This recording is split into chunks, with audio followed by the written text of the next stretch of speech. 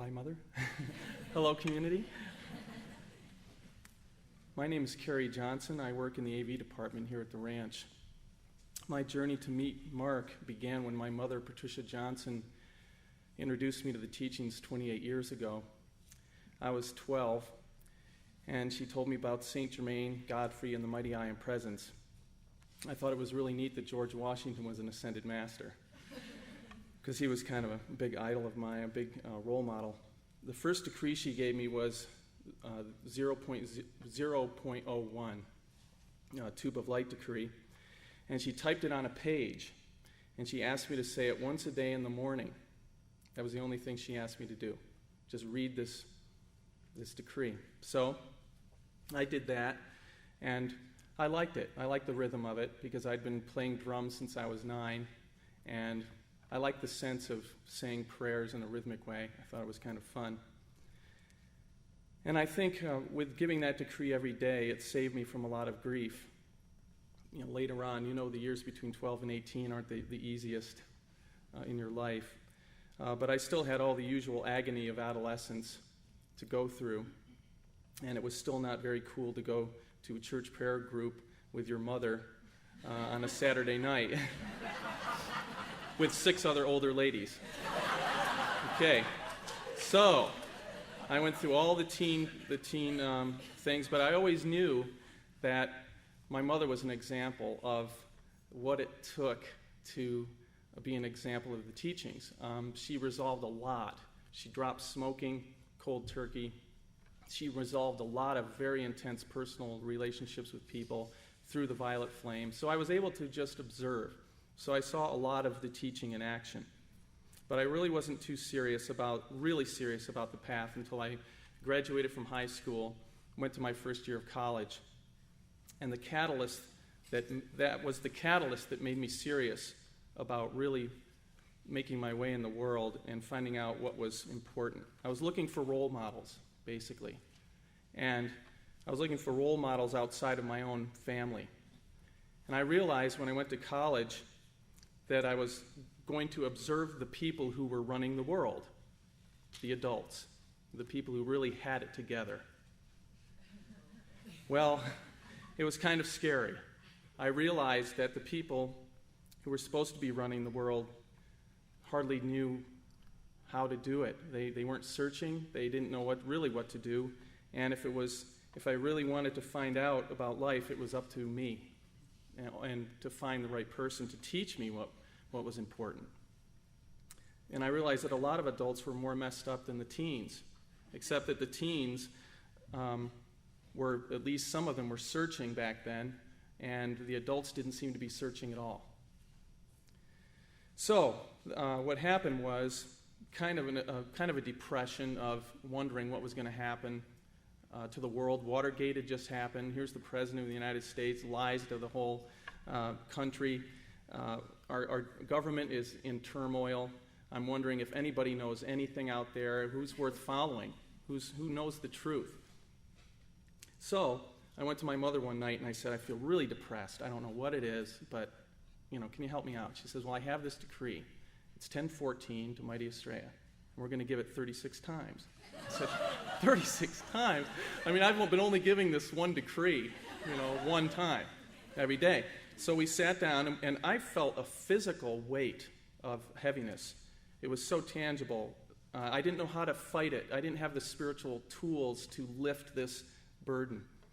So we started decreeing. We got to about 5, 6, 7, 8, 9 repetitions. We got up to about 15 repetitions, and I felt like a 30-gallon water tank of warm water over me had just opened up and just drenched me with this light. It was the most tangible feeling I have ever experienced of the light. And I started laughing. I felt so incredibly happy that this thing just vanished, whatever it was. I don't know what it was. So I attribute it now to experiencing the Holy Spirit and the fact that whatever it was, entities, warfare on a spiritual level was possible to be successful. You could be successful in spiritual warfare. And I knew that the sword, the circling sword, were the weapons to use. So my mother says, later on, she says, well, the messengers are having a conference in Atlanta, Georgia. That was the closest they could get to upstate New York back in they had been getting up in 1972. So my mother said, do you want to go to the conference? I said, absolutely. I mean, I want to see where this is coming from. This is really amazing. And she said, well, I'll get you a ticket and we'll go. So time went on. It was months down the line. The day before I was to go to this conference, I became deathly ill. And I was sick all night. I had about 104 temperature, and I could hardly walk. And I made a determination right then and there that I have to get on that plane, and I'm going to crawl up that gangway if I have to get there. I mean, if that's what I have to do. So I drove 60 miles in the complete fog to Syracuse, New York, hunched over the wheel, and something in me was saying, go, go, go, go, you have to go, you know. It was like one of those real pushing experiences. So I got to Atlanta. It was a weekend seminar with Mother and Mark called the New Atlanta Seminar. This was in September of 1972. I was 18, and I remember seeing Mark and Mother for the first time, and I also remember hearing men decree. It was the first time I'd ever heard or seen men decree. I mean, it was really amazing because I thought the Summit Lighthouse was almost like a sewing circle of older ladies. And there were staff members who were men, young guys who were like role models for me. I thought, wow, these guys are like older brothers, but they're into the spiritual type stuff. Isn't that neat? You know, I thought that was really neat. So I always sat right in the front. You know, my future department head was sitting in front of me, one seat ahead of me. It was a real oasis in the darkness. I knew there was hope. There was real hope. Because here was this man who embodied everything I'd been looking for. I mean, he was kind of like a sage. He was extremely humble, but incredibly powerful at the same time. So he could be your friend, but you sense that he was so far beyond where you were at that he could have just said, hey, I don't really want to deal with you. You know, I don't have time. But he wasn't that way. As a matter of fact, he treated you like you were his best friend. And in total sincerity. It wasn't like this put-on thing, like, hello there, little young man, you know, I'm the great spiritual leader. I mean, it was amazing. He was like right there with you. So, time and space completely disappeared. I would sit there at the beginning of a lecture, and the lecture would be maybe an hour and a half, and it would go by literally like 5 minutes, and it would be over. And I would ask questions in my mind that an 18-year-old guy would be thinking about the world, you know, and I'd think this question, and he'd go, some of you might be wondering about such and such. I go, oh my gosh, how did he know? And then he'd answer it, and then I'd say, and about 10 minutes later, I'd start asking another question, and he'd say, and about such and such. This is, you know, and then he'd answer that question, and it was the most incredible thing. It's the Holy Spirit. It was the Holy Spirit, and I didn't really know what to call it at the time. I saw him give the "It is finished" that we hear every week in the Watch. He gave it there at that conference. We had lunch with Mother and Mark, and it was really neat because our group from Binghamton, New York was there, and I sat right next to Mother, and Mark sat over on the side, and Tatiana was about the size of Seth, and she was sitting right next to me in a baby roll, coaster thing. What do you call it? Baby carriage. Okay. And Mother sat next to me. She turned to me and she said, "Would you order my lunch, please?" And I thought, oh my gosh, what do the messengers eat? You know? And I didn't realize that she was going to tell me what she wanted, and then I would tell the waiter. And when I told her later on, many years later, she said, "That was the perfect test for you." You know? And Mark and Mother and the staff were starting to experiment with being vegetarians. And the only thing you could eat at a hotel restaurant was cheese. And Mark said, "If I eat any more cheese, I'm going to turn into a mouse." I remember him saying that. But he signed our copies of Climb the Highest Mountain, And I could not sleep. I mean, I was so intensely wired from the whole experience that I would get up really early in the morning and just walk around the hotel in a daze. And I remember standing outside the hotel, just standing there in the early morning, and hardly anybody was up, and I heard these footsteps coming down the hotel staircase, those outside type of staircases, big, heavy footsteps, and Mark turned the corner, and I was standing there. He said, "Good morning, Kerry," and he shook my hand like this, and I was kind of, "Hello, Mr. Prophet," and he walked away, and I looked down, and I didn't have my name tag on or anything. It was like I looked down, and I said, how do you know who I was? Because I never really talked to him. I never did at all, except during lunch. And of course, actually, I think that was before lunch that he said that. But anyway, it was really amazing that when he talked to you, it was so personal that it went right to your heart. So I went home from the conference totally on fire. I was ready to follow the masters wherever they'd send me. And we were at a Jesus Watch service at our house where I lived, and we had a phone call that Mark had ascended. And of course, this was 5 months later after I'd found him. I really zipped into the caboose just at the last minute. I'd met him. I'd found my master, and I was ready to follow him, and then he ascended. So my initial reaction was, oh, no. This is a terrible, cruel fate. I found my master, and now he's gone. But then I realized that it was for the better, obviously, and I never really felt very alone. I always felt like he was there, like everybody has been saying. So I sat down and I wrote Mother a letter about Mark, telling her how I felt about him and so on. And I just wrote it, and I didn't expect any response at all.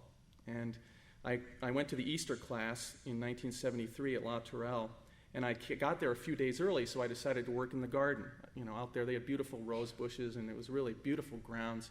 So I was out there digging in the garden, way out in the outskirts, and the screen door opened at La Tourelle, one of the buildings, and Mother came running out the door. And I had this spade, and I was digging in the garden. I see this figure, and she's running, coming down toward me faster and faster, and it was Mother. And she walked right up to me, and I was down there digging in the dirt. And she said, "Kerry, I got your letter, and I really want to thank you for what you said to me." I was like, I was really amazed that she remembered it, first of all, and then secondly, that she took the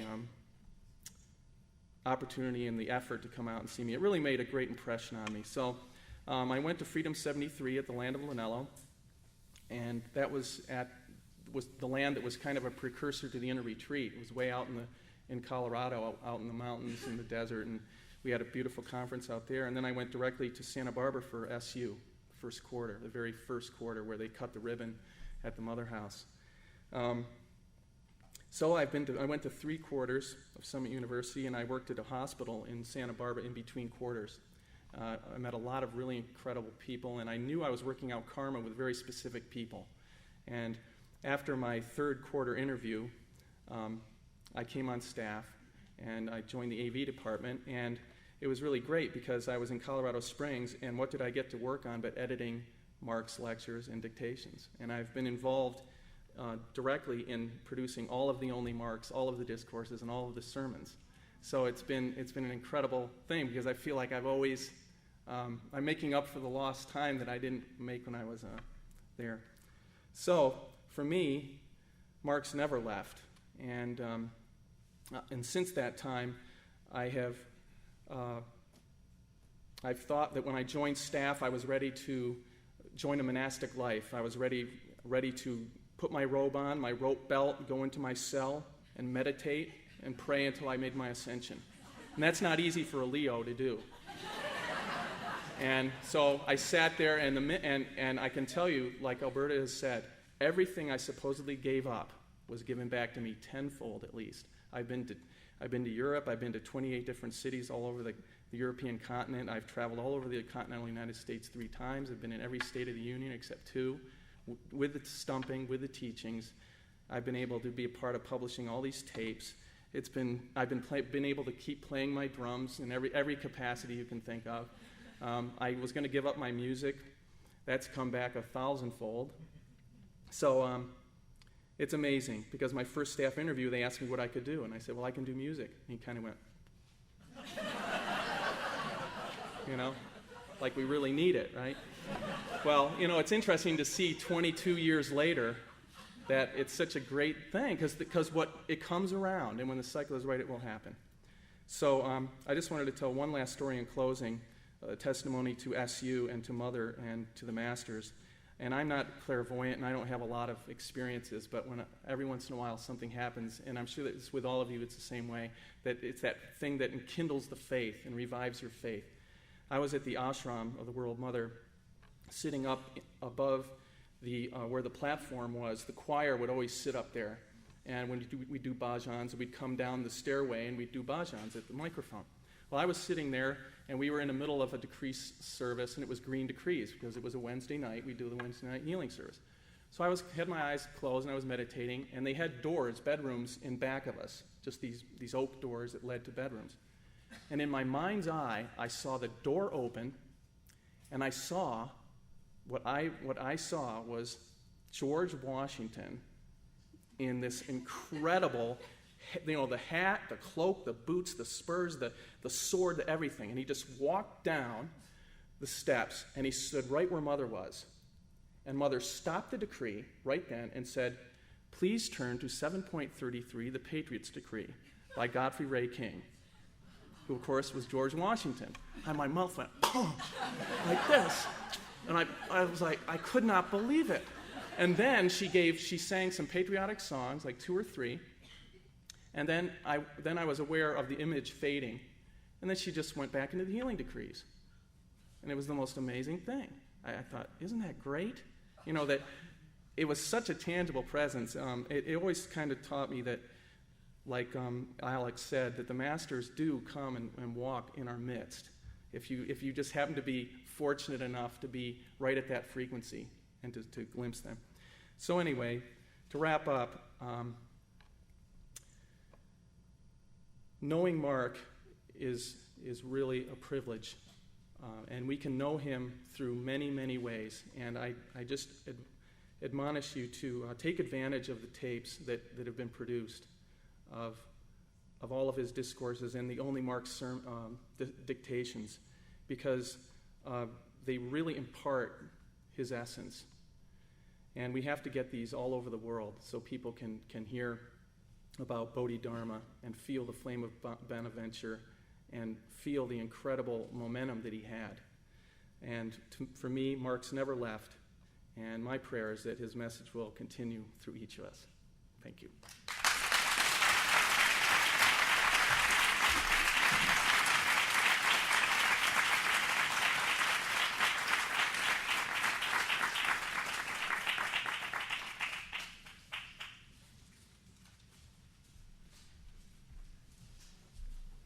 Hello, my name is Mary Ellen Maunz. I first found these teachings 25 years ago this month, and I've been in the Montessori International Department since I joined staff in 1972. But my stories of Mark actually begin 4 or 5 months before I found the teachings. I went to bed one night and had a dream, and in this dream I was swimming in the ocean, and I came upon a boat. And there was a ladder off the side of the boat, and so I climbed up the ladder, went inside this vessel, and I was greeted by a man and a woman. And they escorted me into a room where there were charts on the 4 walls of the room. And they showed me my life plan.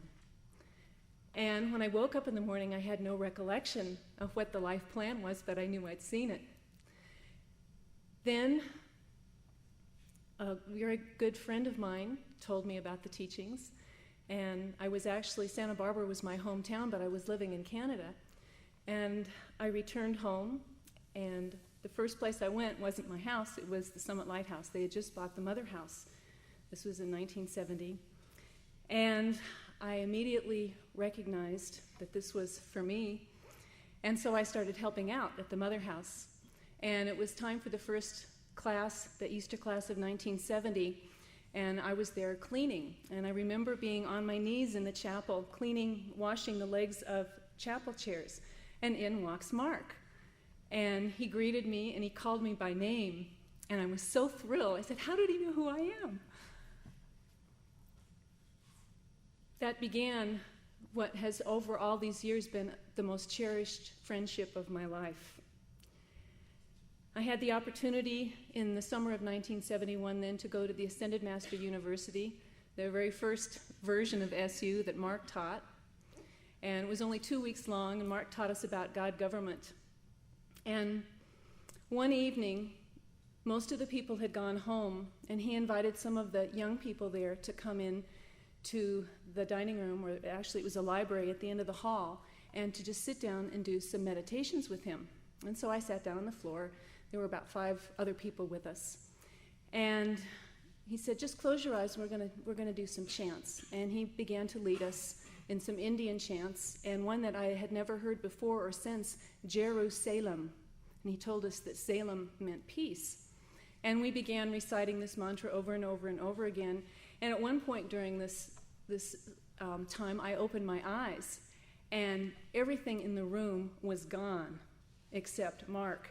And he was just vibrant with this golden light. And I couldn't see anybody else. I couldn't see the walls. I couldn't see anything but Mark. So I closed my eyes, and a little bit later we came down, and I opened my eyes, and everybody was back. Then came the opportunity for me to join staff. I wanted to join staff. I went to Mother, and I said, I'm ready to come. And she said, what can you do? And I said, well, I've been a waitress. I've been a motel maid. And she said, well, you need to have something to offer on the altar. And I really didn't know what I wanted to do. And she said, why don't you become a Montessori teacher? And I looked at her, and I said, what's that? So I found out and became a teacher, and had the opportunity then to join staff in June of 1972. I drove up to La Tourelle, and the first person out in the parking lot to meet me was Mark. And he just welcomed me with a big hug, and he said, come on, get in the car, I'll take you down to see our new restaurant, the Four Winds. So we drove down to the Four Winds, and we got there, and he sat down and started having some coffee with some friends and talking, and I didn't know what to do, and he just nodded, and he says, you can start to work. So I put on an apron and started waitressing, and that was my introduction to staff life. Then he took me back to La Tourelle and personally took me into the building, introduced me to everybody, and I just felt so welcome and so at home. About 3 or 4 months later, somehow somebody from Santa Barbara had said something to Mark that I was unhappy. And I don't know where this came from because I wasn't at all. But it was after a Sunday service one day, and Mark asked me if I'd like to take a walk with him. And we began walking, and then we went and sat down on a bench, and he said, Mary Ellen, do you like it here? And I said, oh, Mark, I love it here. It's just my dream come true. I always had wanted to be in a spiritual community, even though I didn't know there were any. And he said, well, Mary Ellen, he said, I just want you to know that if you want to go home with your mom, if you want to go back to college, if there's anything at all you want to do, it's okay. He said, I just want you to be happy. And I just smiled at him and told him, no, there's no place else in the whole world that I want to be. And he said, well, that's good. He says, I'm very glad, and I want you to stay, but I wanted to make sure you knew you were free to go if that's what you wanted to do. And so my life on staff continued. I had the opportunity to go with the messengers to Santa Barbara at one point for, it was a New Year's conference, I guess. And Mother had asked me to do some research on getting some furniture for the Mother House from old Spanish period furniture. So I had taken one of the staff cars downtown, not realizing that it had a problem with the parking brake. And I got downtown and I parked, and I went and did some errands, looked around for the furniture, and I came back to the car and it was gone. And I looked around and I couldn't find the car, and it had rolled backwards. And fortunately, it hadn't hit another car, it hadn't hit another person or anything, but it crashed into a wall. And it was, very badly dented in the back of it. So I drove back to the Mother House, and I parked the car, and I walked in, and I went and found Mark, and I said, Mark, can you come outside? I have something to show you. And I'm kind of quaking in my boots at the time. And he came out, a little bit like Robert Beasley's story. He came out, very seriously looked over the car, and he said, well, now you see, the way you dented it, we're going to have to replace the back fender, we're going to have to replace the back deck, we're going to have to replace the side piece. And I'm just sitting here, oh no, it's going to cost all this money, what's going to happen? Then he put his arms around me, gave me a big hug, and he said, thank you for being honest. He said, you don't know how many staff members would have just forgotten the whole thing. And that was my sum total of my discipline. Then came the time of his ascension. Right immediately following that, the whole staff met for 40 days. Every night we did the whole white section, all the ascension decrees. And one day during that 40-day cycle, I happened to be down in the basement. We all had kind of pigeonhole mail boxes down there. And I was with one of Mother and Mark's children, and we were down there, and I was getting my mail, and there was this incredible fragrance coming out of the mailboxes. And it just struck me so strongly that I went upstairs and I told Mother about it. And she kind of looked quizzically for a moment, and then she says, Linello is sending his love to the staff through that fragrance. So it was a witness to his physical, tangible presence among us. There are so many stories that I could share, but I think the most meaningful thing to me and to my life has been the incredible love that he has always shown me and that I have felt every day since his transition and his ascension. I've never known such love in my life, and I'm sure I never will. It's an unsurpassed kind of an experience, and I'm just so grateful to have known him and so grateful to still have the opportunity to be in this community and walk and talk with Linello. Thank you.